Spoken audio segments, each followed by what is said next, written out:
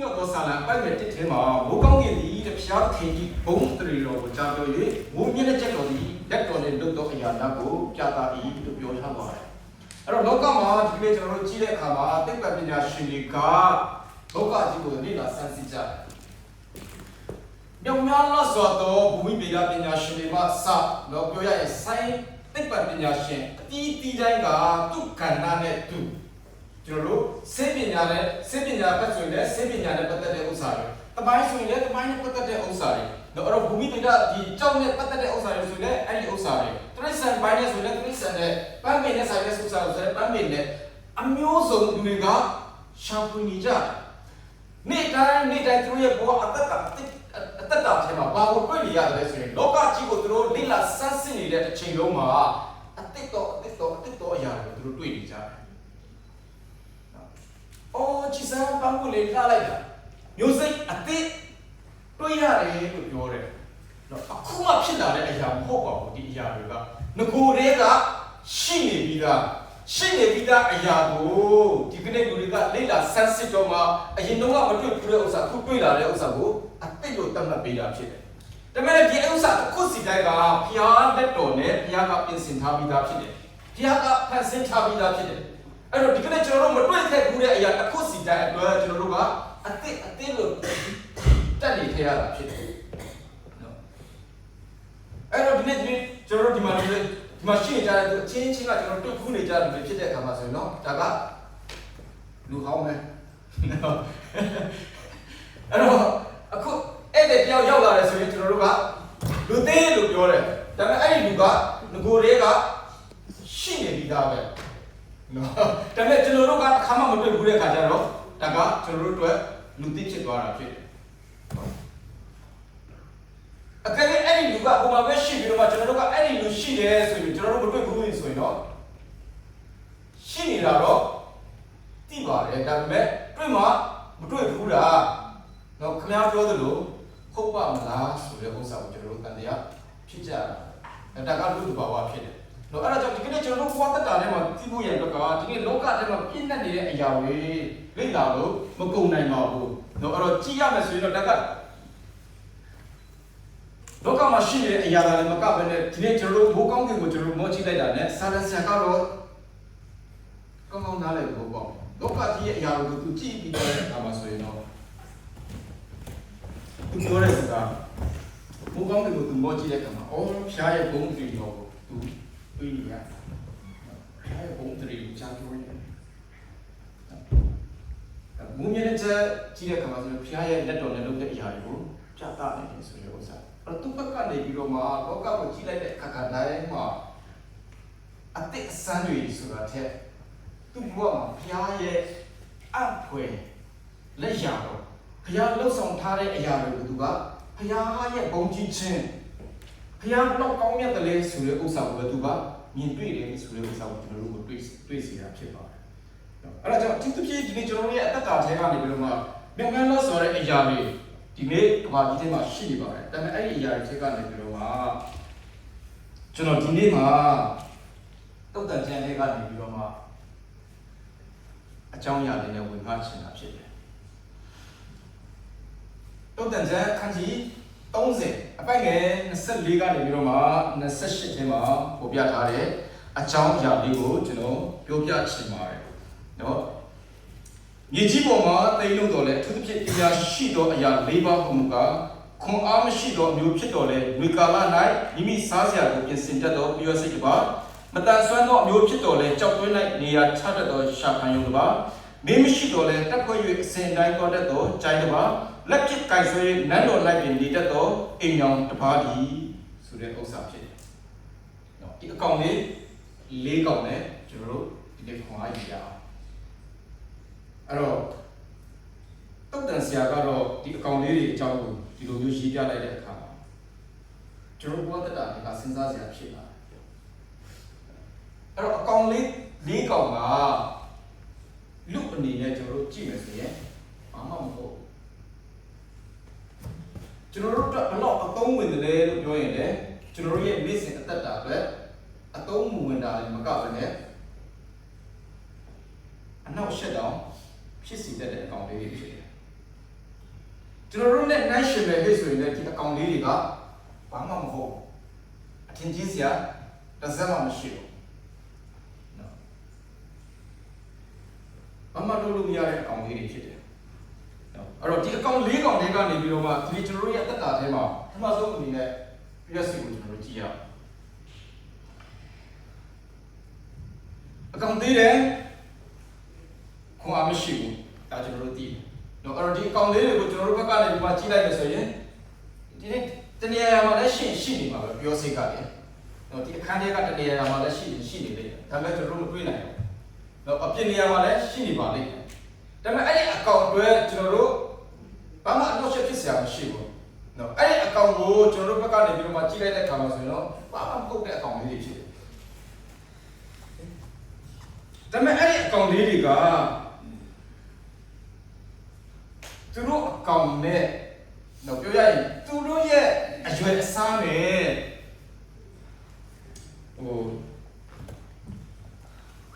ကြည့်ပြီးတော့မှသူတို့လှုပ်ဆောင်နေတဲ့အရာနဲ့နှိုင်းယှဉ်ကြည့်တဲ့အခါမှာဆိုရင်တော့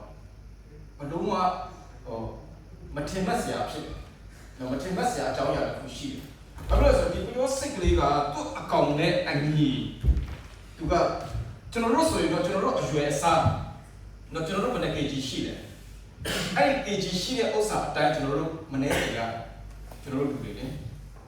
နော်ကိုယ်အလေးချိန်ရှိနေတဲ့အရာတိုင်းကိုတည်ရမယ်ဆိုရင်တော်တော်ကိုကြိုးစားပြီးတည်ရနော်ဒါပေမဲ့ပြောစိတ်တွေကတဲ့သူတို့အစားအစာတည်ဆောင်တဲ့အခါမှာအရွယ်အစားနဲ့ညီတဲ့အလေးချိန်ကိုအချိန်ပေါင်း30ကနေပြီးမှ50ချာမှာတည်ယူနိုင်တယ်လို့ပြောတယ်ကျွန်တော်တို့သာဆိုရင်ကျွန်တော်တို့အရွယ်အစားနဲ့အညီတရားမဲ့ဥစ္စာဖြစ်တယ်ဆိုရင်တော့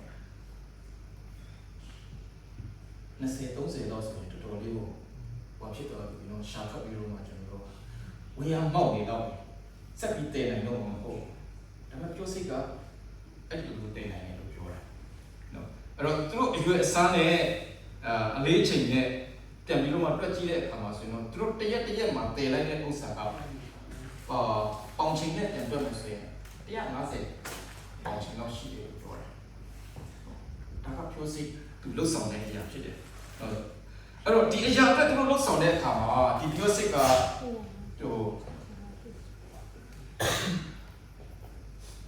သူအစာစုဆောင်တဲ့ဥစ္စာရှာဖွေတဲ့ဥစ္စာဒါကသူတယောက်စာတော့မဟုတ်တော့နော်အဲ့ဒီတော့အများကြီးအတွက်သူစုဆောင်တယ်လို့ပြောတဲ့အခါမှာတရက်မှာအစ်ပေါက်ဖွာလာမယ်သူတို့ရဲ့မျိုးဆက်တစ်အတွက်ပါ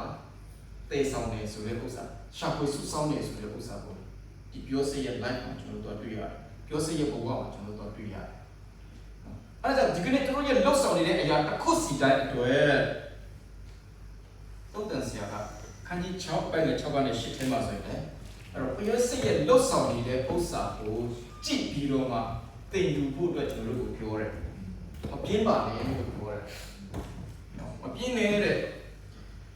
ပြောစိတ်စီမှာတော့ပြီးတော့မှသူပြုမှုလှုပ်ဆောင်နေတဲ့အရာတစ်ခုစီတိုင်းကိုတွားပြီးသင်ယူပါလို့ပြောတယ်။ကျွန်တော်တို့ဘဝတက်တာတွေကနေပြီးတော့မှဒီကနေ့ကျွန်တော်တို့ကိုစုဆောင်းခိုင်းတဲ့အရာပြင်ဆင်ခိုင်းနေတဲ့အရာတစ်ခုစီတိုင်းရှိပါတယ်။နော်ဒီအရာအတွက်ဒီကနေ့ပြောစိတ်ကသူလှုပ်ဆောင်တဲ့အရာတစ်ခုစီတိုင်းမှာကျွန်တော်တို့သင်ခန်းစာယူဖို့ဖြစ်ပါတယ်ဒီကနေ့ကျွန်တော်တို့ကရှာဖွေစုဆောင်းတယ်လို့ကျွန်တော်တို့ပြောနေတဲ့အခါမှာနေ့စဉ်ကျွန်တော်စားဖို့တောက်ဖို့လုပ်ဆောင်နေတဲ့အရာတစ်ခုကျွန်တော်တို့ပြောချင်တာမဟုတ်ဘဲနဲ့ဒီနေ့ဘုရားအသက်တာထဲမှာဝိညာဉ်ရေးရတဲ့ပတ်သက်ပြီးတော့မှကျွန်တော်တို့ဘုရားကရှာဖွေစေခြင်းနဲ့စုဆောင်းစေခြင်းနဲ့ဟုတ်မင်းအသက်တာထဲမှာကျွန်တော်တို့ရှောက်လန်းနေတဲ့အခါမှာအဲ့တော့နှုတ်ကပတ်တော်တမန်တရားကိုကျွန်တော်တို့ရဲ့အသက်တာထဲကနေပြီးတော့မှကျွန်တော်တို့မတုံမီချဖို့ဆိုရင်အဲ့ဒီဥစ္စာကိုရှာဖွေထုတ်ဖော်ပြီးတော့မှတုံးဆွဲရမယ့်အချိန်တိုင်းရောက်လာတဲ့အခါမှာကျွန်တော်တို့မရှိဘူးဆိုရင်တော်တော်လေးကြရရိုက်ပါတယ်အဲ့တော့နှုတ်ကပတ်တော်မရှိဘူးဆိုရင်ကျွန်တော်တို့ရဲ့ဘဝအသက်တာထဲမှာပျက်စီးခြင်းရောက်လိမ့်မယ်ဆိုတဲ့ဥစ္စာကိုလည်းကျွန်တော်တို့ကိုပြောနှုတ်ကပတ်တော်ထဲကပြောထားပါတယ်နော်အဲ့ဒါကြောင့်ဘဝအသက်တာထဲကနေပြီးမှဘုရားကကျွန်တော်တို့ကိုအမြဲတမ်းပြောနေတဲ့ဥစ္စာရှိတယ်နော်အဲ့တော့တိမောသေဩဝါဒစာဒုတိယစာဆောင်ခန်းကြီး၄ပိုင်းနဲ့ဒီကိုကျွန်တော်ကြည့်တဲ့အခါမှာဆိုရင်လည်းနှုတ်ကပတ်တော်ကိုအချိန်ရှိသည်ဖြစ်စေမရှိသည်ဖြစ်စေ ကျွန်တော်တို့ဟောပြောဝင်ငါဖို့အတွက်တော့တင်ယူထားဖို့အတွက်တော့ဒီနေ့ကျွန်တော်တို့ပြောပါတယ်တခါကျွန်တော်တို့ဘဝအတ္တအတိုင်းမှာလှုပ်ဆောင်စေခြင်းတဲ့အရာဖြစ်တယ်ရှင်မသက်ခရစ်ဝင်ခန်းကြီး6ဘက်နဲ့33ဆိုရင်လည်းကျွန်တော်တို့အရင်ရွတ်နေတာပဲနော်နိုင်ငံတော်နဲ့ဖြုံးမဲ့ရှိရှိဆိုတာရှာအဲ့တော့နောက်မှဆိုတဲ့ဥစ္စာကိုပဲကျွန်တော်တို့ကရှေ့ရောက်လာနော်မတိဘူးလားဆိုလည်းတိနေတာပဲနောက်မှဆိုတဲ့ဥစ္စာကဒီနေ့ကျွန်တော်တို့ရှာဖို့ရတော့ဘုရားကမပြောထားဘူးနောက်မှဆိုတဲ့ဥစ္စာကိုဘုရားကပေးမယ်လို့ပဲပြောတာနောက်မှလာမယ့်ဥစ္စာကိုရှာပါလို့ကျွန်တော်တို့ကိုတစ်စက်မှမပြောထားဘူးကျွန်တော်တို့ဘုရားကပြောထားတာကနောက်မှထိုအရာများကိုပေးတော်မူလက်တန်းဆိုတဲ့စကားပဲပြောတယ်ကျွန်တော်တို့ကိုရှာခိုင်းတဲ့ဥစ္စာကနိုင်ငံတော်နဲ့ဖြောင့်မတ်ခြင်းအဲ့တော့ဘုရားရဲ့နှုတ်ကပတ်တော်ဒီနေ့ကျွန်တော်တို့ရဲ့အသက်တာထဲမှာဘုရားရှာခိုင်းတဲ့ဥစ္စာကဘုရားရဲ့နှုတ်ကပတ်တော်ကိုပဲကျွန်တော်တို့ကိုရှာစေခြင်းတာဖြစ်ပါတယ်အဲ့ဒါကြောင့်ဒီနေ့ကျွန်တော်တို့ရဲ့အသက်တာထဲမှာသူချင်းကျွန်တော်တို့ရှာဖွေတဲ့အခါတိုင်းမှာတုံမိနေတဲ့အခါတိုင်းမှာကျွန်တော်တို့တယောက်အတွက်ပဲမဟုတ်ဘဲနဲ့ဒီနေ့ကျွန်တော်တို့ရဲ့ new generation မျိုးဆက်သစ်တွေတက်တာရှာဖွေစုဆောင်တက်ခွင့်ရအတွက်ဒီလိုပြောစေရဲ့အသက်တာအဖြစ်ကျွန်တော်တို့စကားပြောနေတာဖြစ်တယ်ဒီချာတဲ့အရာကိုပြောစေရဲ့သူ့ရဲ့ရှာဖွေစုဆောင်တဲ့အရာတစ်ခုစီတဲ့သူ့အလေးချိန်နဲ့ညီမျှတဲ့ဥစ္စာနဲ့အတူတရက်မှာသူစုဆောင်လိုက်တဲ့ဥစ္စာတွေသူစားဖို့တောက်ဖို့တဲ့ portion တဲ့ဥစ္စာလို့ဒီကျွန်တော်တို့ပြောနေတဲ့အခါမှာဒီကနေ့ကျွန်တော်တို့ကဒီမှာတော့ကျွန်တော်တို့ဒီခုရှိပါတယ်နေ့စဉ်ခွန်အားဆိုတဲ့ဥစ္စာတွေရှိတယ်အဲ့တော့ကျွန်တော်တို့ကအဲ့ဒီဥစ္စာနဲ့ကျွန်တော်တို့ပြောတာနေ့စဉ်ခွန်အားဆိုအဲ့ဒီတစ်ပိုက်ပြီးထပ်ပြီးတော့ကျွန်တော်တို့တော့သွားပြီဆိုတဲ့ဥစ္စာနဲ့ကျွန်တော်တို့ကဂျင်းနဲ့နေကြတယ်အဲ့တော့ဘုရားကဒီနေ့ကျွန်တော်တို့ရဲ့ဘဝတက်တာထဲမှာအဲ့ဒီလိုအစ်စ်တော်ကဂျင်းနဲ့သိနေတာဟုတ်နော်ပြောစစ်စီကနေပြီးတော့ပြောစိတ်စီကနေပြီးတော့ကျွန်တော်တို့သင်ခန်းစာယူပါပြောစိတ်စီကနေခွန်အားယူပါလို့ဒီနေ့ကျွန်တော်တို့ပြောတဲ့အခါမှာပြောစိတ်ကဘာလို့နေလဲပြောစိတ်ကဘာလို့တက်တယ်လဲဆိုတဲ့ဥစ္စာကိုကျွန်တော်တို့သိပြီးပြီဆိုရင်တော့သင်ချတဲ့အရာကပြောစိတ်ကဲ့သို့ကျွန်တော်တို့ကလှုပ်ဆောင်တတ်ဖို့ရအတွက်ဘုရားကကျွန်တော်တို့ကိုလိုရှိတာဖြစ်ပါတယ်အဲ့တော့ပြောစိတ်ကတော့သင်ချတယ်သူ့ရဲ့အတွက်တာလည်းမကပါနဲ့သူ့ရဲ့ new generation တွေနော်အစ်ထပ်ပြီးတော့ပေါက်ဖွာလာတဲ့မြောက်များဆိုတော့ပြောစိတ်ငယ်ကလေးတွေအတွက်သူတို့ကရှာဖွေစုဆောင်းနေဆိုတဲ့ဥစ္စာကိုကျွန်တော်တို့တွေ့ရတော့ဒီနေ့ကျွန်တော်တို့အသက်တာထဲမှာပဲကျွန်တော်တို့အသက်တာတွေမကောင်းဘူးကျွန်တော်တို့ရဲ့ new generation ကျွန်တော်တို့နဲ့ထိတွေ့ဆက်ဆံလက်ရှိတဲ့သူတွေအတွက်ရှာဖွေစုဆောင်းတဲ့ဘဝအသက်တာဖြစ်ဖို့ရပဲကျွန်တော်တို့ပြောစိတ်စီကနေပြီးမှသင်ခန်းစာယူရတယ်ဆိုတဲ့ဥစ္စာကိုပြောပြချင်ပါတယ်နောက်တစ်ခုရှာဖွေရုံလို့ပြောပါတယ်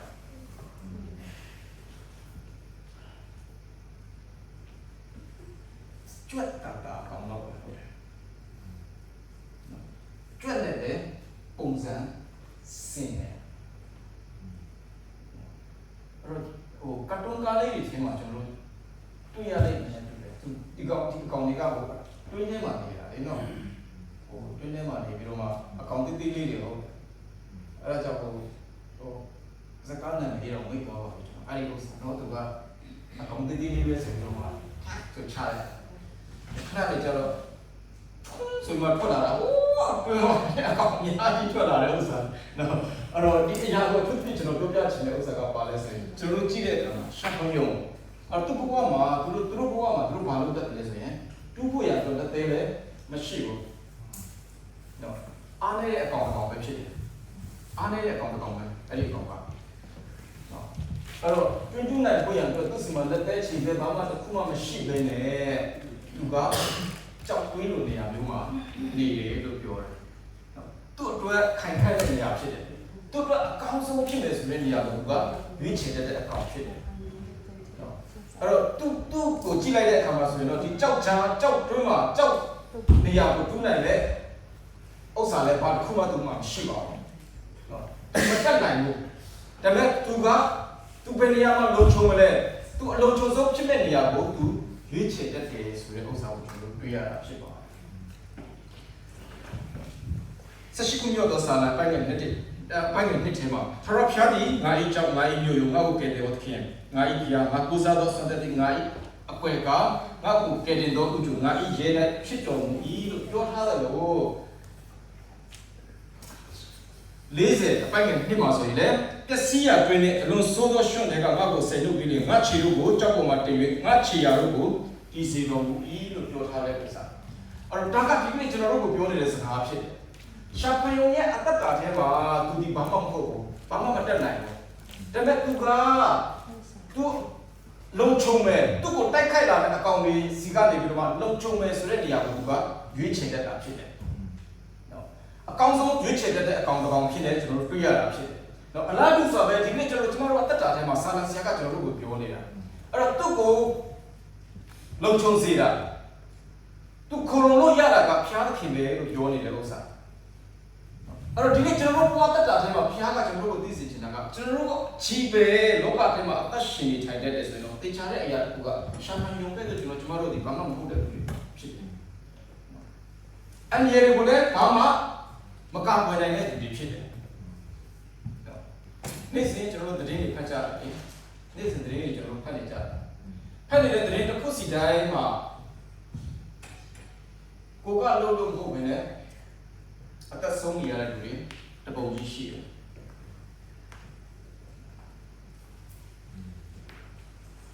ကားအစီအစဉ်ဖြစ်တယ်ဆိုတဲ့အခါမှာသူမောင်းလို့မဟုတ်သူကဟိုတို့ထိုင်နေရင်လည်းအတိုက်ခံပြီးတည်သွားတဲ့လူတွေလည်းတပုံကြီးပဲဖြစ်တယ်။အဲ့တော့သူ့အိမ်မှာဟိုတို့ထိုင်နေတယ်ဘုံဆိုပြီးတော့မှပြူကြလာအိမ်ပြူကြသွားတယ်ဆိုတော့အပေါ်ကဖိသွားပြီးတော့မှအိမ်ထဲမှာတည်သွားတဲ့လူတွေလည်းတပုံကြီးပဲ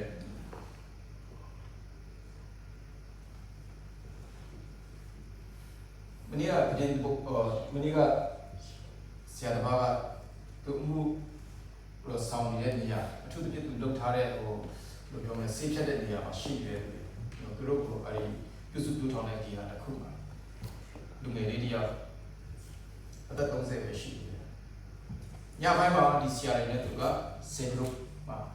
ထိုင်ပြီးမှတော့ပတ်တော်လေးဆွေးနွေးချီးမွမ်းတဲ့ပုံပဲ။စုတောင်းတဲ့ဥစ္စာရှိတယ်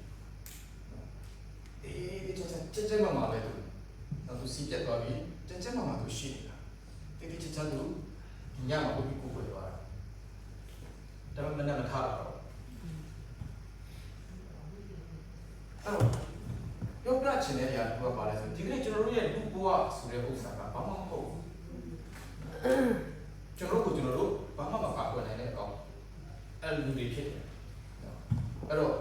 ရှာဖန်ယုံတဲ့တို့ပဲဒီနေ့ကျွန်တော်တို့ဘာမှမတတ်နိုင်အဲ့ခက်လာတဲ့ဥစ္စာတွေကိုစီတိုင်းပဲပုတ်ခွန်အားပုတ်ဆွမ်းစားတဲ့ဘာမှတုံ့ပြန်နေတဲ့အကောင်လူမျိုးမဟုတ်တဲ့လူတွေဖြစ်တယ်နော်အဲ့ဒီလူတွေကဒီနေ့ကျွန်တော်တို့ရဲ့အတ္တထဲမှာလုံချုံနဲ့ရှိနေနိုင်ခွင့်ရတာကဘာပဲလို့လဲဆိုကျွန်တော်တို့ဒီရှာဖန်ယုံတဲ့တို့ကျွန်တော်တို့ကိုလုံခြုံမှုပေးမဲ့အရာကိုစစ်မှန်စွာရွေးချယ်တဲ့တတ်တာဖြစ်ဖို့ရလည်းလုံးဝအရေးကြီးတာဖြစ်ပါတယ်။ဒါဆာလန်ဆန်ကတော့ဒီနေ့ကျွန်တော်တို့ပြောပါတယ်။ဒီကနေ့ကျွန်တော်တို့ရဲ့ဘဝတတ်တာထဲမှာကျွန်တော်တို့ကိုလုံခြုံစေတာကျွန်တော်တို့ရဲ့ခုံရကြောက်ကထောက်ရဖျားပဲဖြစ်ဖြစ်ဆိုတဲ့ဥစ္စာကိုကျွန်တော်တို့ကိုတုံ့တင်ပေးနေတာကျွန်တော်တွေ့ရတာဖြစ်ပါတယ်။တော့ဒါက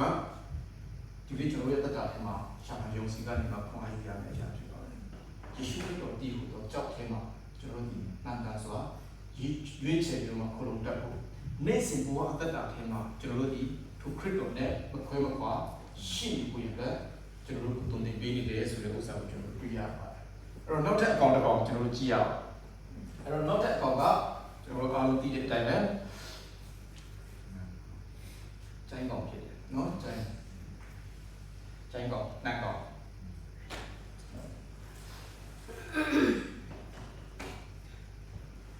ကောင်းတဲ့ဒီလက်ထဲမှာများကြီးပဲစုပ်ထားတာ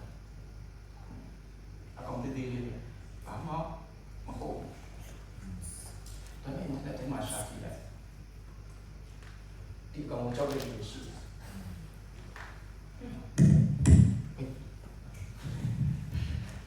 ဒီကောင်ကြောက်တဲ့လူရှိတယ်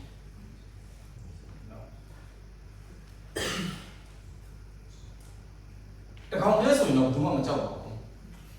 နော်ကျွန်တော်ဖက်နဲ့ရိုက်တတ်ပါဟုတ်တယ်နော်အကောင်လဲဆိုရင်တော့ဘယ်သူမှမကြောက်ဘူးဒါပေမဲ့အဲ့ဒီအကောင်တွေစုလာတဲ့အခါမှာကြောက်စရာအကောင်တွေဖြစ်လာတာဖြစ်တယ်အဲ့တော့အဲ့ဒီအကောင်တွေအများကြီးစုလာပြီဆိုရင်တော့သေချာတဲ့အရာတစ်ခုကပါလဲဆိုရင်ညီမျက်နှာပြင်ပေါ်မှာဘာတစ်ခုမှမကြံအောင်အထိပျောက်သွားတာစင်းစင်းဆူဆူတွေ့နေရတဲ့အပေလေးဒီအကောင်တွေအုပ်စုနဲ့ရောက်လာပြီဆိုတာ ਨੇ အစိမ်းရောင်ဝင်လာလဲဆိုတဲ့ဥစ္စာရှာလို့မတွေ့တော့ပျောက်သွားရတယ်ခမရကျန်အခန်းကြီး30ပိုင်းနဲ့15ကိုဖတ်တဲ့အခါမှာဆိုရင်လေဣသရေလလူမျိုးတွေကိုဖျားကအေဂုတုကနေပြီးတော့မှယူနိုခေါ်ပြီးတော့တည်လာတဲ့အခါဒီတိုင်းကောင်တွေကိုဖျားကစေလွတ်ပြီးတော့မှအေဂုတုပြည်ကိုဖျက်ဆီးခဲ့တယ်ဆိုတဲ့ဥစ္စာကိုကျွန်တော်တွေ့ရတာဖြစ်တယ်။ဘာမှမဟုတ်ဘူးလေကြည့်လိုက်ရင်တပ်ဖို့ရတော့လေခက်ခဲတဲ့အကောင်တွေမှမဟုတ်ဘူးဒါပေမဲ့ညောင်ရလာဆိုတော့အကောင်တွေရောက်ရှိလာတဲ့အခါမှာဆိုရင်တော့ဒီအရာကတကယ်ပဲကြောက်စရာကောင်းတယ်ဆိုတဲ့ဥစ္စာကိုကျွန်တော်တို့တွေ့ရတာဖြစ်ပါတယ်ဒီကနေ့ကျွန်တော်တို့ယုံကြည်သူတွေအသက်တာထဲမှာလည်းအဲ့ဒီဥစ္စာကျွန်တော်တို့ဘဝမှာနားလည်ဖို့တော့ရှေ့ကအကောင်အကောင်လိုပဲကျွန်တော်တို့ဒီဘာမှမဟုတ်ဘူးလို့ကျွန်တော်တို့ပြောနေတာဖြစ်တယ်အဲ့တော့ဘာမှမဟုတ်တယ်ကျွန်တော်တို့အသက်တာထဲမှာတူတယောက်တည်းကျွန်တော်တို့ရက်တည်ရဆိုရင်တော့တကောင်လည်းရှိတယ်အေးစစ်စစ်တက်လို့ဒီတော့မယ်အုပ်စုလိုက်ဖြစ်လာတဲ့အခါမှာမတတ်နိုင်တော့အဲ့ဒီအကောင်တွေကိုပြန်ကြောက်ရတယ်ဆိုတဲ့ဥစ္စာကိုတတိယဖို့ရှိ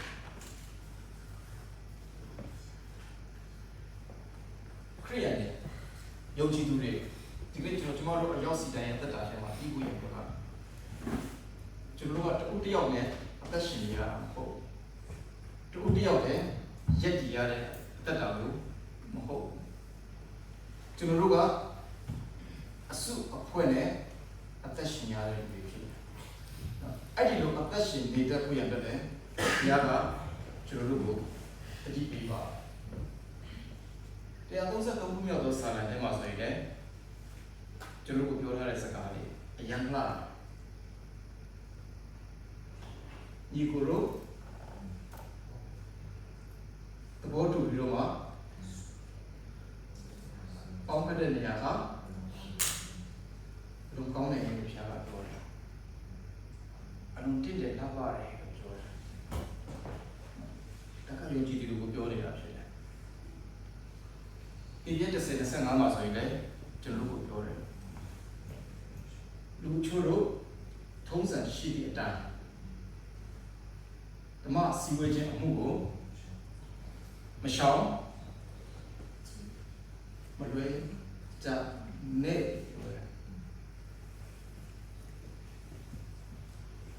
ပင်ကျင်တဲ့ဖြစ်စေမကျင်တဲ့ဖြစ်စေတယောက်တည်းတော့မှအတမ်းရှင်နဲ့နေနဲ့ပုံစံတူတဲ့သူနဲ့အတူတူစုပေါင်းပြီးအသက်ရှင်ပါလို့ဒီနေ့ကျွန်တော်တို့ပြောနေတာဖြစ်တယ်ကိုတယောက်တည်းနေပြီးတော့မှတယောက်တည်းအသက်ရှင်နေဆိုရင်တော့သိချတဲ့အရာတစ်ခုပဲပါတယ်လွယ်လွယ်ကူကူနဲ့ကျွန်တော်တို့ရဲ့အသက်တာထဲမှာဖြစ်စီခြင်းကိုခံစားရတယ်အဲ့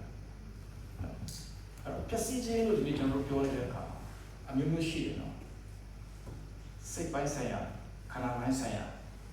ဝိညာဉ်ပိုင်းဆိုင်ရာဒီကျွန်တော်တို့တွားနေတဲ့အခါမှာဆိုအနှိမ့်ဆုံးတွေကနေစထိုးပေါက်လာတယ်ဆိုရင်စိတ်ပိုင်းဆိုင်ရာအတွက်ကျွန်တော်တို့စပါတယ်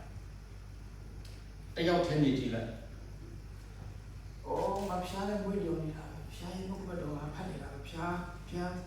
ဒါနဲ့တယောက်တည်းရှိနေတဲ့အချိန်မှာကျွန်တော်တို့ရဲ့စဉ်းစားတွေးတောနေတဲ့အရာတစ်ခုစီတဲ့ကဘာတွေပဲဖြစ်လာလဲ။တရားအခုတော့ပါတယ်နော်တတိယတော့အတင်းလို့ယူနေရအတင်းလို့ယူနေရအားလုံးနဲ့အတူတူကပေါင်းဖက်ပြီးရှိတဲ့နေရာရောက်လာပြီ အဲ့ဒီအတွေးတွေကျွန်တော်တို့စီမှာမရောက်လာတော့တွေးခဲ့ရင်တော့တတိယခဲ့ရင်တော့မေးပြောင်းနိုင်တဲ့အခုလိုဘုရားကကျွန်တော်တို့ပြင်ဆင်ပေးတာဖြစ်တယ်အဲ့ဒါကြောင့်ဒီနေ့ကျွန်တော်တို့ကိုမဆောင်လွဲတဲ့လို့ကျွန်တော်တို့ကိုပြောနေတာစုယုံတဲ့နေရာကိုလာခဲ့ပါလို့ကျွန်တော်တို့ကိုပြောနေတာဖြစ်တယ်ဒါကဒီနေ့ကျွန်တော်တို့ရဲ့ဘဝတက်တာထဲမှာဘုရားကဖြစ်စီခြင်းတဲ့အရာဖြစ်တယ်ကျွန်တော်တို့စုယုံနေခြင်းအဖြစ်ကျွန်တော်တို့ကိုတွေ့မြင်နေတဲ့လူရဲ့အသက်တာထဲမှာမတော့မထီရတဲ့အခြေအနေမျိုးဖြစ်လာဘူးနော်အိုးဖွေရကြောက်ဖို့ဖွေရလက္ခဏာနဲ့ပြည့်စုံတဲ့သူဆိုပြီးတော့နှုတ်ဘက်တော်ကကျွန်တော်တို့ကိုပြောနေတဲ့အရာပါကျွန်တော်တို့တယောက်တည်းနဲ့ဆိုရင်တော့ဖြစ်လာနိုင်တယ်တခြားတဲ့အရာကပါလဲဆိုရင်ကျွန်တော်တို့ရဲ့အစုအဖွဲ့ကြီးကိုကြည့်နေတဲ့အရာမှာဆိုရင်တော့အိုးသူကအဲ့ဒီထဲကရှိနေတဲ့လူ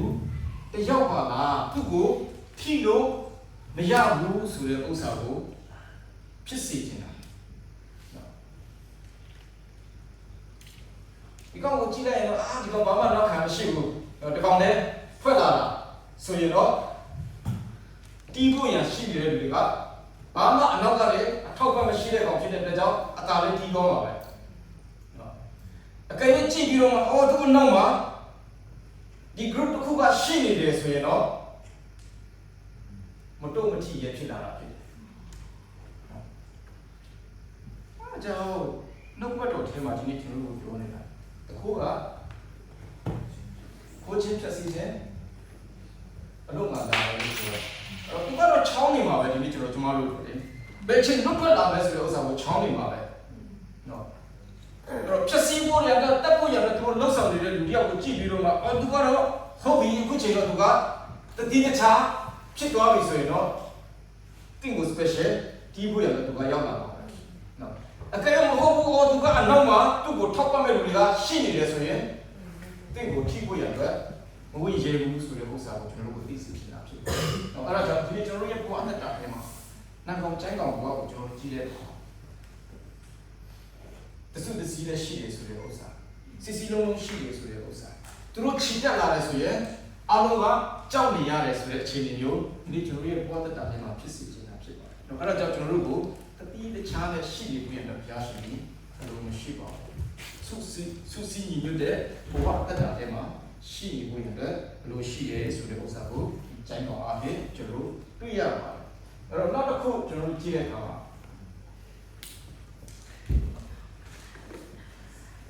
ဒီစာ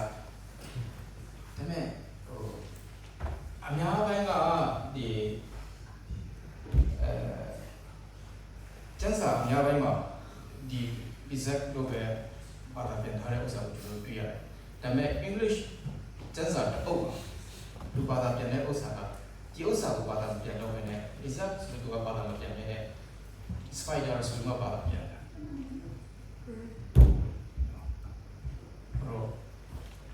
ဘာကိုသူကဒီညွှန်ချင်တာပဲဆိုတော့အထူးသဖြင့် spider ပဲဖြစ်ဖြစ် exact ပဲဖြစ်ဖြစ်နော်အိမ်ရောပဲဖြစ်ဖြစ်ပင့်ကူပဲဖြစ်ဖြစ်အဲ့တော့အကောင်နှကောင်လုံးကကျွန်တော်တို့တွေ့ရတဲ့ဥစ္စာကပါလဲဆိုဆေးရတဲ့အိမ်မှာလည်းတွေ့ရတယ်ချမ်းသာတဲ့အိမ်မှာလည်းတွေ့ရတယ်နေရာအစုံမှာတွေ့ရတယ်ဒါပေမဲ့နေရာအစုံမှာတွေ့ရတဲ့အဲ့ဒီအကောင်လေးတွေအားလုံးကဘလို့အခြေအနေမျိုးနဲ့ရှိနေပါစေသူတို့ရှိတဲ့နေရာမှာဆက်ဆွေးနွေးနေတဲ့ရှိနေတယ်ဆိုတဲ့ဥစ္စာကိုကျွန်တော်တို့တွေ့ရတယ်။အဲတော့ကျွန်တော်တို့တဲနေနေခဲ့ရတယ်။တက်ကယ်မွေးနေတယ်။ချန်ပါနေတယ်။ညတိုင်းအိမ်ရောင်လေးတွေထွက်လာတယ်။အဲ့ဒီနေရာကပဲထွက်လာတယ်။အကောင်လေးတွေဖန်ဆားတယ်ပြန်ပြီးဝင်သွားတယ်။အဲ့တော့ပြုတ်ကျလာတာမရှိဘူး။တော့ပြုတ်ကျလာတယ်ဆိုရင်သူတို့ချင်းချင်းရံဖြစ်လို့ဖြစ်တယ်။နော်သူတို့အချင်းချင်းရံဖြစ်ပြီဆိုရင်အဲ့ဒီအိမ်ရောင်ပြုတ်ကျလာဟုတ်တယ်လားပြုတ်ခုတယ်လားလို့ပြောနော်အဲ့တော့သူတို့တကောင်တည်းဒီတိုင်းရှိနေတဲ့အချိန်မှာဒီတိုင်းကြီးပြုတ်ကျလာတယ်ဆိုရင်အကောင်ရှိလားရှိတော့ဒီလိုကျွန်တော်တို့ဘဝတက်တာထဲမှာအဲ့ဒီပုံစံကျွန်တော်တို့စကားပြောပါမယ်အကောင်တည်းရှိတဲ့အခါမှာသူကတိတိကျကျနဲ့ ဆက်ဆွေးမြင်းမြင်းနဲ့ရှိရဆိုတဲ့ဥစ္စာကိုကျွန်တော်တွေ့ရတယ်။ရံဖြစ်တဲ့အခါမှာဆိုရင်ပြုတ်ကျလာတယ်ဆိုတဲ့ဥစ္စာဒီနေ့ကျွန်တော်တို့ယုံကြည်သူတွေဘဝတက်တာဆိုတော့အဲ့ဒီဥစ္စာကိုလုံးဝပဲသိထားဖို့ရည်ကြီးတာဖြစ်ပါတယ်။ကျွန်တော်တို့ဆွဲလန်းပြီးတော့မှဆွဲကပ်ပြီးတော့မှရှိနေရတဲ့နေရာထဲမှာကျွန်တော်တို့ရှိနေဖို့ရတော့အရင်ရည်ကြီးတာဖြစ်တယ်။နော်ကျွန်တော်တို့ဖတ်တွေ့ရမယ့်ဥစ္စာကျွန်တော်တို့ဆွဲလန်းရမယ့်ဥစ္စာတော့ပြောရရင်ဒီအိမ်ကြောင်တွေသူတို့ရှိနေတဲ့အခါမှာသူတို့သွားလာနေတဲ့အခါမှာသူတို့လုပ်ရမယ့်အရာကသူတို့လက်နဲ့သူတို့ခြေနဲ့ဒီနေရာကိုထိထားဖို့ရည်ကြီးတာဖြစ်တယ်။နော်အဲ့တော့ရံဖြစ်တဲ့အခါမှာဆိုတော့အဲ့ဒီဥစ္စာကိုထိဖို့ရအတွက်မရှိတာတော့ဘူးလေမရှိတဲ့အခါကျတော့လက်လို့ရတော့တာတော့ပြောရရင်သူထိရမယ့်ဥစ္စာကိုမထိတဲ့အခါမှာပြုတ်ကျလာရတာဖြစ်တယ်။နော်အဲ့တော့ဘောအသက်တာထဲမှာဒီနေ့ကျွန်တော်တို့ကိုအမြဲတမ်းပြောတယ်နော်ကျွန်တော်တို့ထိထားရမယ့်ဥစ္စာဆွဲမြဲစွာကင်တွယ်ထားရမယ့်ဥစ္စာကိုကျွန်တော်တို့ဆွဆွမြဲကင်တွယ်ထားဖို့အရင်ကြီးတာဖြစ်တယ်နော်အဲ့ဒီဖက်ကလေးကိုတစ်ချက်ကလေးလွတ်ပြီးတော့မှသင်ချတဲ့အရာတစ်ခုတော့ကျွန်တော်တို့ဒီဘက်ကိုနည်းနည်းလေးစကားများလိုက်ပြီဆိုတော့လေမရှိမလားပြုတ်ကျနိုင်တယ်ဆိုတဲ့ဥစ္စာကိုကျွန်တော်နားလည်အရေးကြီးတာဖြစ်တယ်နော်အင်းရောအဲ့ဒါကြောင့်လေသူကတော်ချင်းမှာကျွန်တော်တို့ကိုပြောတယ်တရားခွင့်ရကြံခန်းကြီး6ပတ်နဲ့ရှိတဲ့သူကိုဖတ်တဲ့အခါမှာတော့တတလုံးလေးဥပါရစာပထမဆောင်ခန်းကြီး9ပိုက်နဲ့10ဖတ်တဲ့အခါမှာတော့ကျွန်တော်တို့တွေ့ရပါလေကျွန်တော်တို့အသက်တာထဲမှာကျွန်တော်တို့လုပ်နေရတဲ့အရာဆွဲခိုင်ထားရမယ့်ဥစ္စာနော်အဲ့တော့နှုတ်ကပတ်တော်ကိုကျွန်တော်တို့ကအမြဲတမ်းဆွဲခိုင်ထားဖို့နှုတ်ကပတ်တော်ကိုကျွန်တော်တို့နဲ့အတူတူအမြဲတမ်းထိကပ်ထားဖို့ဒီကျွန်တော်တို့ကိုပြောတယ်အလားတူဆိုတော့ကျွန်တော်တို့အသက်တာထဲကနေမှအမြဲတမ်းဘုရားနဲ့စကားပြောနေဖို့ဘုရားနဲ့အချိတ်ဆက်ရှိနေဖို့ရတဲ့ဒီကျွန်တော်တို့ကိုတုံ့ပြန်ပါတယ်နော်တင်ချတဲ့အရာကဘာလဲဆိုရင်ဘုရားဘက်ကိုကျွန်တော်တို့ကဖတ်တွေ့ထားရမယ့်ဥစ္စာဘုရားရဲ့နှုတ်ကပတ်တော်ကိုဖတ်တွေ့ထားရမယ့်ဥစ္စာဘုရားနဲ့စကားပြောတဲ့ဥစ္စာကိုဖတ်တွေ့ထားရမယ့်ဥစ္စာကိုအချက်ကလေးပြတ်သွားပြီဆိုတော့လည်းရံဖြစ်တဲ့အိမ်တော်ကိုတတိယလိုက်တော့နော်အဲ့တော့ပြုတ်ကြတယ်ဆိုတဲ့အခါမှာလည်းကြောက်ကြတာလလမပါလေးကြာတာမဟုတ်အိမ်အောင်ပြုတ်ကြတယ်ဆိုရင်ဘုံဆိုပြီးတော့မရှုမလားပြုတ်ကြတယ်နော်မရှုမလားပြုတ်ကြတယ်အဲ့ဒီဥစ္စာကျွန်တော်တတိယကိုအရင်ရေးချတာဖြစ်တယ်အဲ့တော့ဒီနေ့ကျွန်တော်ဘဝတက်တာထဲမှာဒီအရာကိုဒီအရာကိုအရင်ရေးချတာဖြစ်ပါတယ်အနေနဲ့ဆွဲကိုင်ပါလို့နော်အဲ့တော့နှုတ်ကပတ်တော်ထဲမှာဆိုရင်ကျွန်တော်တို့ကဘာဦးချမ်းခန်းကြီး39လောက်ကနေစဖတ်တဲ့အောင်ရောတက်ကြောင်ရောက်ကိုကျွန်တော်တွေ့ရတယ်အဲ့တော့ရောတက်ဘဝကသူဘယ်နေရာရောက်သွားပါစေနော်အဲ့တော့ကျုံဘဝရောက်ပါစေအမြင့်ဆုံးသောနေရာပြီးရှိနေပါစေသူရှိတဲ့နေရာတိုင်းမှာသူကဘုရားနဲ့အမြဲတမ်းဖတ်တွေ့ထားတဲ့ဖြစ်တယ်ဆိုတဲ့ဥစ္စာကိုကျွန်တော်တို့တွေ့ရတာဖြစ်တယ်နော်ဘယ်လိုအချိန်မျိုးမှာသူရှိနေပါစေဘယ်လိုအချိန်မျိုးနဲ့ရှိနေတဲ့နေရာမှာဖြစ်နေပါစေသူဘဝမှာဘုရားကိုအမြဲတမ်းဆွဲကိုင်ထားတယ်ဘုရားနဲ့အတူတူရှိနေခဲ့တယ်ဆိုတဲ့ဥစ္စာကိုကျွန်တော်တို့တုံ့တင်နေတာဖြစ်တယ်။နော်အဲ့ဒါကြောင့်ဒီနှုတ်ကပတ်တော်ကိုကျွန်တော်တို့ပြန်ကြည့်တဲ့အခါမှာဆိုရင်အကောင်လေး၄ကောင်ကျွန်တော်တို့ဘဝတက်တာထဲမှာစကားအရင်ပြောပါတယ်။နော်အဲ့တော့အကြောင်းအရာတစ်ခုစီနဲ့ကျွန်တော်တို့ရဲ့ဘဝတက်တာထဲမှာစကားပြောတဲ့အရာကိုကျွန်တော်တို့တွေ့ရပါလိမ့်မယ်။နော်အဲ့ဒါကြောင့်ဒီနေ့ကျွန်တော်တို့ဘဝတက်တာထဲမှာပြောစစ်ကျွန်တော်တို့ကြည့်တဲ့အခါမှာတော့ကောင်းရှာပန်ရုပ်ကိုကျွန်တော်တို့ကြည့်တဲ့အခါမှာတော့ကောင်းကျိုင်းကောင်ကိုကျွန်တော်တို့ကြည့်တဲ့အခါမှာတော့ကောင်းအခုဒီမှာရှိနေတဲ့အိမ်ရောကြည့်တဲ့အခါမှာတော့အများအားကျွန်တော်တို့တတိယကိုတော့ပါလိုက်စင်ကျွန်တော်တို့ဒီပြောစိတ်ကဲ့သို့မပြင်းမရည်နဲ့ကျွန်တော်တို့အတွက်တော့ကျွန်တော်တို့ရဲ့ new generation တော့ရှာဖွေစုဆောင်တဲ့အတက်တာနော်ရှာဖွေစုဆောင်တဲ့လို့ကျွန်တော်တို့ပြောတဲ့အခါမှာတော့ဘက်တော့အထူးသဖြင့်ဉာဏ်ရဲ့အတက်တာထဲမှာကျွန်တော်တို့ကကလေးတွေအတွက်ဆိုတဲ့ဥစ္စာချက်ကျွန်တော်တို့ကိုယ်တိုင်နဲ့ကလေးတွေကိုဝင်ရတဲ့အသက်တာဖြစ်ဖို့ရအတွက်ကျွန်တော်တို့ကိုစကားပြောနေတယ်လို့ရှာဖွေရုံတဲ့တို့လုံခြုံတဲ့နေရာကိုစစ်မှန်စွာခိုလုံတဲ့အသက်တာဖြစ်ဖို့ရအတွက်နဲ့ပြီးတဲ့အခါမှာကျိုင်းကောင်ကဲ့သို့အစုအဖွဲ့နဲ့မပြတ်ဘဲနဲ့အသင်းအဖွဲ့နဲ့ကျွန်တော်တို့ကိုနေထိုင်တဲ့ဘဝအသက်တာဖြစ်ဖို့ရအတွက်ကျွန်တော်တို့ကိုပြောနေတယ်လို့အိမ်အောင်ကဲ့သို့ပင်နေရာမှာကျွန်တော်တို့ရှိနေခဲ့ပါစေဆင်းရဲတဲ့နေရာမှာပဲဖြစ်ဖြစ်ချမ်းသာတဲ့နေရာမှာပဲဖြစ်ဖြစ်ဘယ်နေရာမှာကျွန်တော်တို့ရှိနေပါစေရှိတဲ့နေရာမှာကျွန်တော်တို့ရဲ့အခြေအနေပုံမှာမူတည်တာမဟုတ်ဘဲနဲ့ အမြဲတမ်းကျွန်တော်တို့ဒီဖျားကိုဆွေးနွေးတတ်တဲ့အသက်တာဖြစ်ဖို့ရအတွက်လိုအပ်တယ်ဆိုတဲ့ဥစ္စာလေးကိုဒီကနေ့မှာကျွန်တော်ဝင်ငါကျွန်တော်ရဲ့ရောက်စီတိုင်းပေါ်မှာဖျားခွင့်ပြတဲ့အတိုင်း national women ဖျားခွင့်ပြတဲ့အတိုင်းတက်တာနဲ့မှာတာ၍ဖျားရှင်ကောင်းချီးပေးပါစေ